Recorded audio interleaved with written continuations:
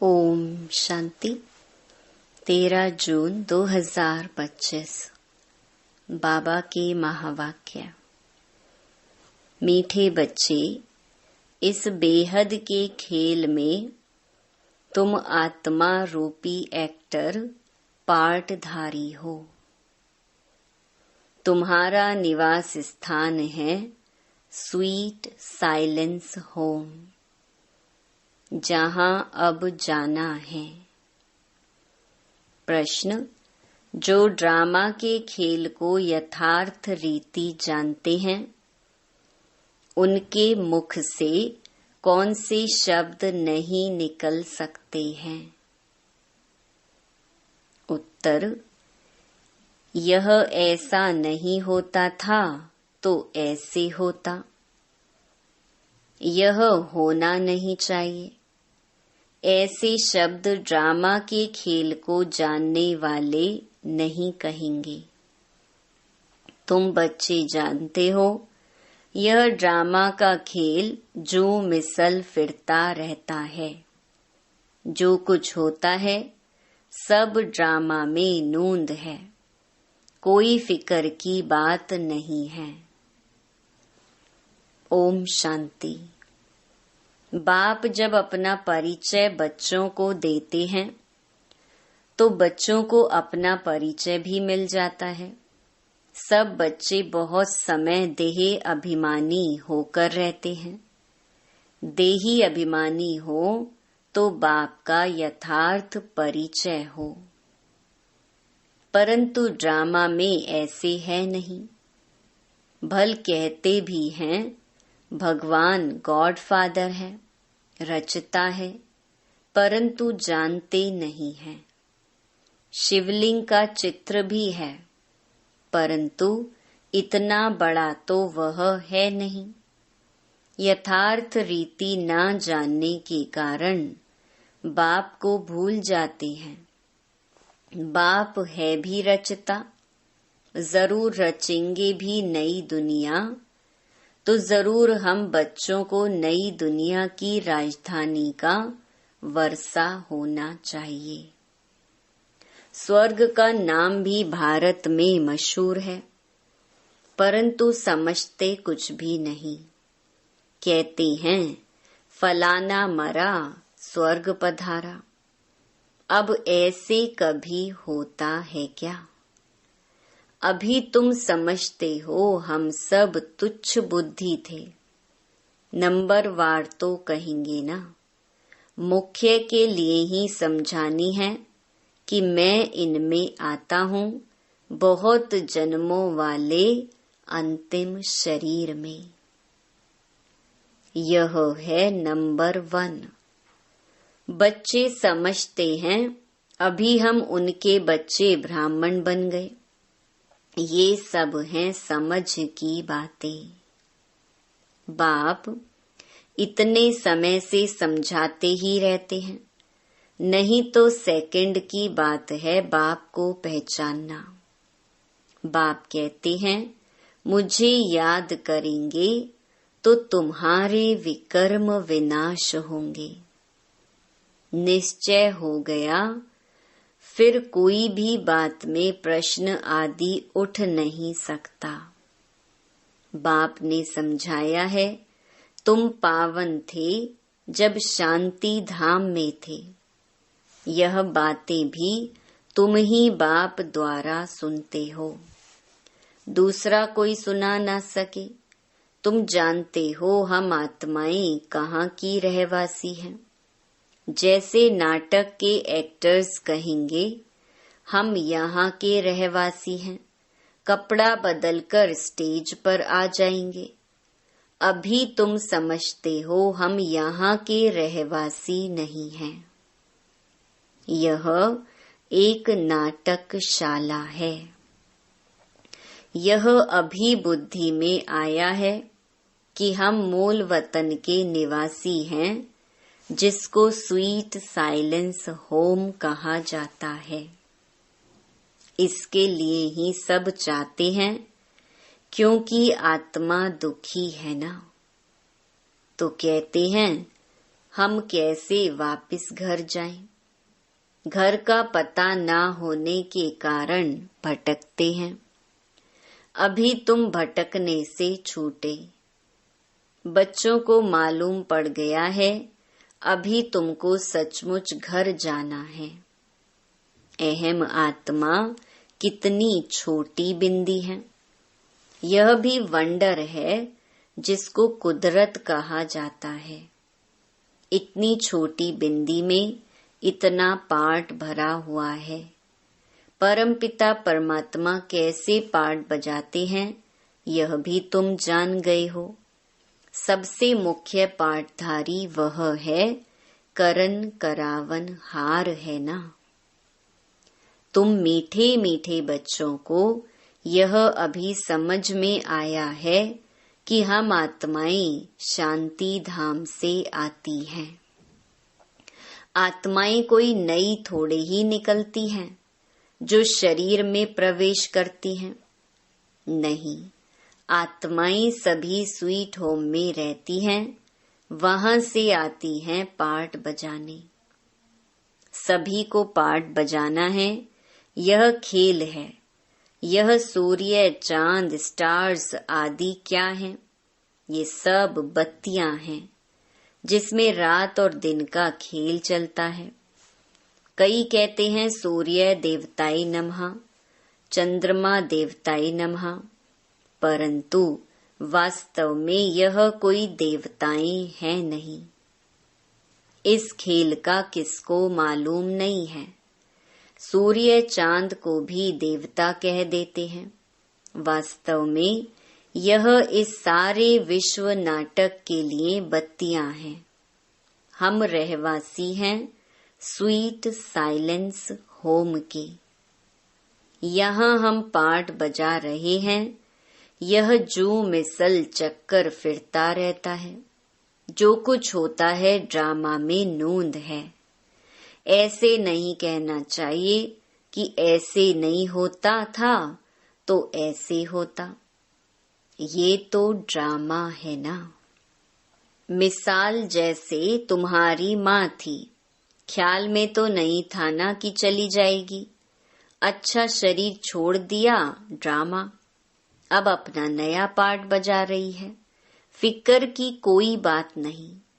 यहाँ तुम सब बच्चों की बुद्धि में हैं, हम एक्टर्स हैं। यह हार और जीत का खेल है। यह हार जीत का खेल माया पर आधारित है। माया से हारे हार है और माया से जीते जीत। यह गाते तो सब हैं, परंतु बुद्धि में ज्ञान जरा भी नहीं है। तुम जानते हो माया क्या चीज है? यह तो रावण है, जिसको ही माया कहा जाता है। धन को संपत्ति कहा जाता, धन को माया नहीं कहेंगे। मनुष्य समझते हैं इनके पास बहुत धन है, तो कह देते माया का नशा है। लेकिन माया का नशा होता है क्या? माया को तो हम जीतने की कोशिश करते हैं, तो इसमें कोई भी बात में संशय नहीं उठना चाहिए। कच्ची अवस्था होने के कारण ही संशय उठता है। अभी भगवानुवाच है, किसके प्रति? आत्माओं के प्रति। भगवान तो जरूर शिव ही चाहिए जो आत्माओं प्रति कहे। श्री कृष्ण तो देहधारी है, वह आत्माओं प्रति कैसे कहेंगे? तुमको कोई देहधारी ज्ञान नहीं सुनाते हैं। बाप को तो देह है नहीं, और तो सबको देह है। जिनकी पूजा करते हैं उनको याद करना तो सहज है। ब्रह्मा विष्णु शंकर को कहेंगे देवता, शिव को भगवान कहते हैं। ऊंच ते ऊंच भगवान, उनको देह है नहीं। यह भी तुम जानते हो। जब मूल वतन में आत्माएं थीं, तो तुमको देह थी नहीं, तुम आत्माएं थी। यह बाबा भी आत्मा है। सिर्फ वह परम है, इनका पाठ गाया हुआ है। पाठ बजाकर गए हैं तब ही पूजा होती है, परंतु एक भी मनुष्य नहीं जिसको यह मालूम हो 5000 वर्ष पहले भी परमपिता परमात्मा रचता आया था। वह है ही हेवनली गॉड फादर। हर 5000 वर्ष बाद कल्प के संगम पर वह आते हैं, परंतु कल्प की आयु लंबी चौड़ी कर देने से सब भूल गए हैं। तुम बच्चों को बाप बैठ समझाते हैं, तुम खुद कहते हो बाबा हम आपसे कल्प कल्प मिलते हैं और आपसे वर्षा लेते हैं, फिर कैसे गवाते हैं? यह बुद्धि में है। ज्ञान तो अनेक प्रकार के हैं, परंतु ज्ञान का सागर भगवान को ही कहा जाता है। अब यह भी सब समझते हैं विनाश होगा जरूर। आगे भी विनाश हुआ था, कैसे हुआ था यह किसको भी पता नहीं है। शास्त्रों में तो विनाश के बारे में क्या क्या लिख दिया है। पांडव और कौरवों की युद्ध कैसे हो सकती? अभी तुम ब्राह्मण हो संगम युग पर। ब्राह्मणों की तो कोई लड़ाई है नहीं। बाप कहते हैं तुम हमारे बच्चे हो, नॉन वायलेंस, डबल अहिंसक। अभी तुम निर्विकारी बन रहे हो। तुम ही बाप से कल्प कल्प वर्षा लेते हो, इसमें कुछ भी तकलीफ की बात नहीं। नॉलेज बड़ी सहज है। 84 जन्मों का चक्कर तुम्हारी बुद्धि में है। अभी नाटक पूरा होता है, बाकी थोड़ा टाइम है। तुम जानते हो अभी ऐसा समय आने वाला है जो साहूकारों को भी अनाज नहीं मिलेगा, पानी नहीं मिलेगा। इसको कहा जाता है दुख के पहाड़, खूने नाहिक खेल है ना। इतने सब खत्म हो जाएंगे। कोई भूल करते हैं तो उनको दंड मिलता है। इन्होंने क्या भूल की है? सिर्फ एक ही भूल की है जो बाप को भूले हैं। तुम तो बाप से राजाई ले रहे हो, बाकी मनुष्य तो समझते हैं मरे कि मरे। महाभारत लड़ाई थोड़ी भी शुरू हुई तो मर जाएंगे। तुम तो जीते हो ना। तुम ट्रांसफर होकर अमर लोक में जाते हो इस पढ़ाई की ताकत से। पढ़ाई को सोर्स ऑफ इनकम कहा जाता है। शास्त्रों की भी पढ़ाई है, उससे भी इनकम होती है, परंतु वह पढ़ाई है भक्ति की। अब बाप कहते हैं मैं तुमको इन लक्ष्मी नारायण जैसा बनाता हूँ। तुम अभी स्वच्छ बुद्धि बनते हो। तुम जानते हो हम ऊंच ते ऊंच बनते हैं, फिर पुनर्जन्म लेते लेते नीचे उतरते हैं। नए से पुराना होता है, सीढ़ी जरूर उतरनी पड़े ना। अभी सृष्टि की भी उतरती कला है। चढ़ती कला थी तो इन देवताओं का राज्य था, स्वर्ग था। अभी नरक है। अभी तुम फिर से पुरुषार्थ कर रहे हो स्वर्गवासी बनने के लिए। बाबा बाबा करते रहते हो, ओ गॉड फादर कह पुकारते हैं, परंतु यह थोड़े ही समझते कि वह आत्माओं का बाप ऊंच ते ऊंच है। हम उनके बच्चे फिर दुखी क्यों?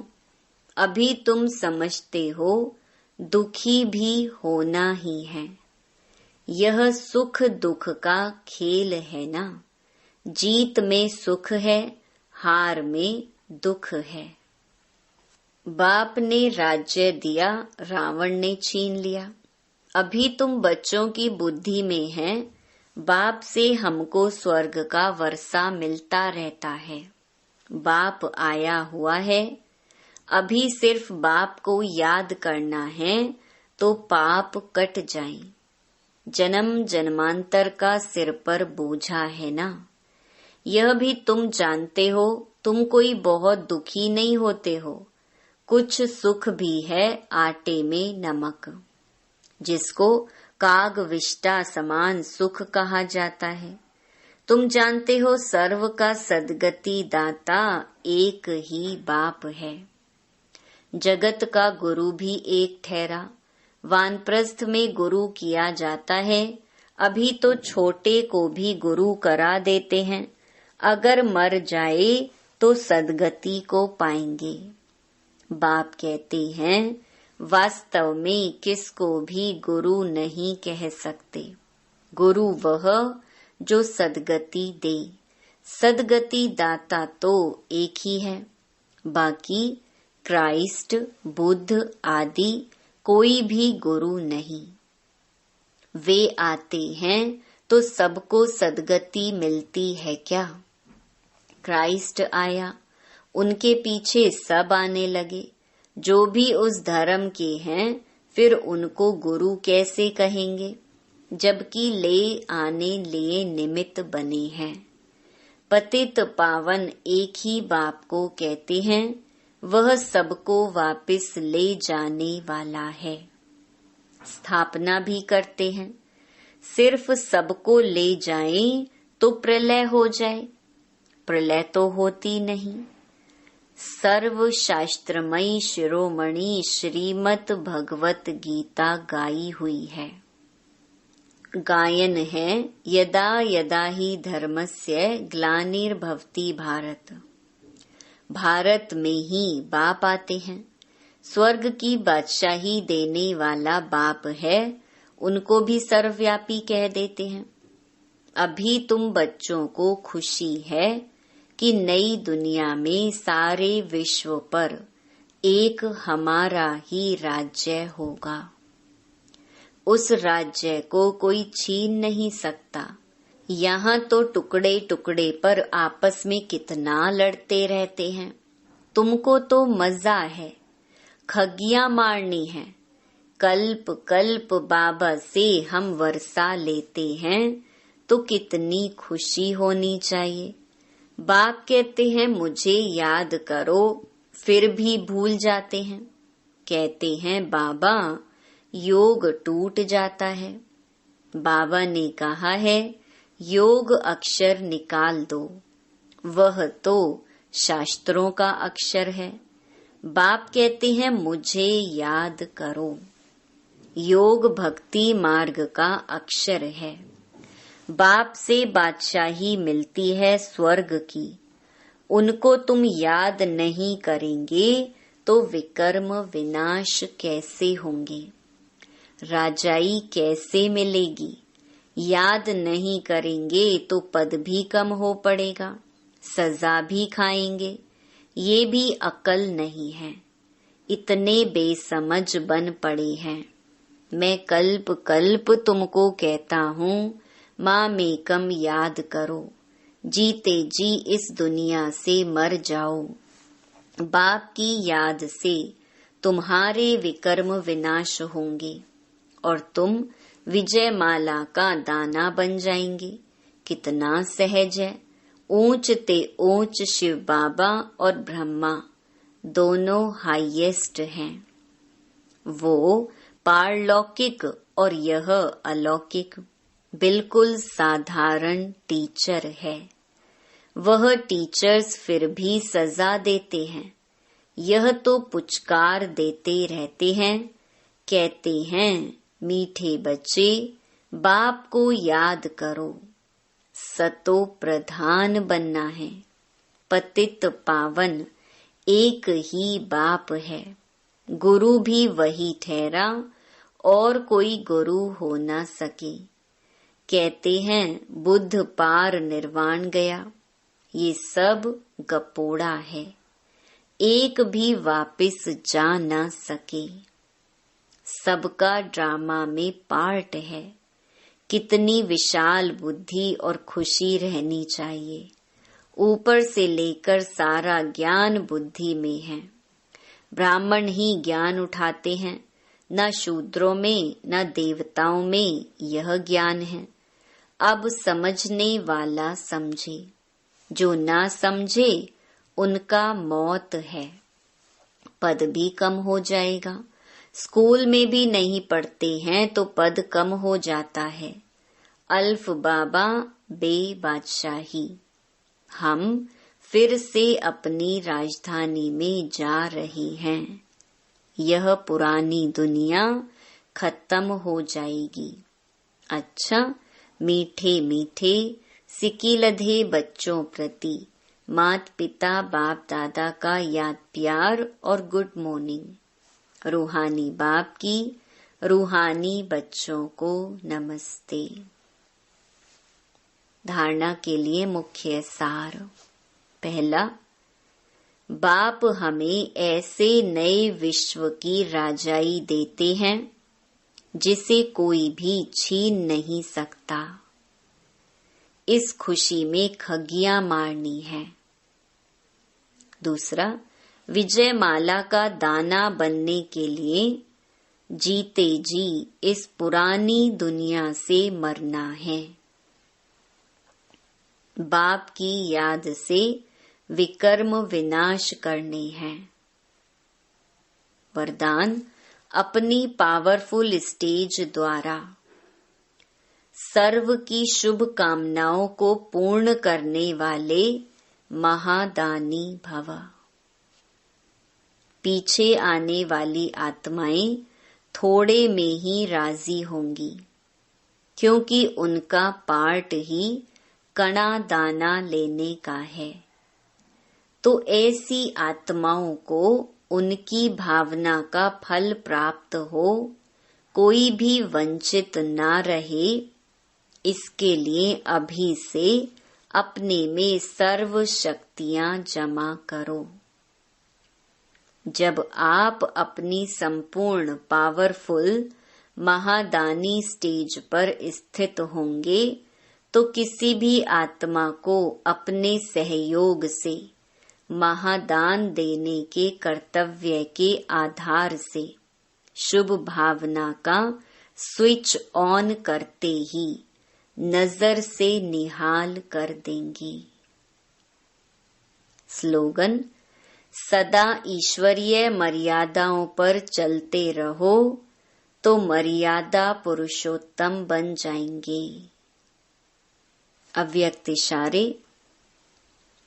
आत्मिक स्थिति में रहने का अभ्यास करो, अंतर्मुखी बनो। जब सेवा की स्टेज पर जाते हो तो यह अनुभव होना चाहिए कि यह आत्माएं बहुत समय के अंतर्मुखता की रूहानियत की गुफा से निकलकर सेवा के लिए आई हैं। तपस्वी रूप दिखाई दे, बेहद के वैराग्य की रेखाएं सूरत से दिखाई दे। जितना ही अति रुहाब उतना ही अति रहम। ऐसी सर्विस का अभी समय है। अच्छा, ओम शांति।